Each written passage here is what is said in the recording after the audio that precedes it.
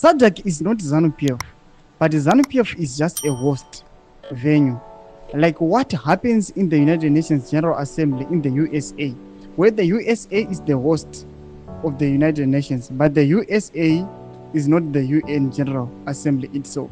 Vakomana vechinji radio vari kuuya vachitsanangura vanyasa kuelaborata kuti aiwa vagere muZimbabwe let the ruling party ZANU-PF inofanira kuzviziva chokwadi ichocho kuti aiwa the SADC is not ZANU-PF. Sanapinda mashoko abuda vanjana ndebva subscribe like kuti on the bed like tipinda vanjana vachiti in the UN General Assembly in the USA, protests, demonstrations and picketing are allowed to give people freedom of expression. The irony in Zimbabwe is that ZANU-PF wants to capture SADC as a ZANU-PF initiative, and it doesn't want citizens to protest, demonstrate, or picket. Please, SADC, don't allow ZANU-PF to spoil your good reputation and good image by allowing ZANU-PF to bulldoze its undemocratic tendencies in the name of SADC.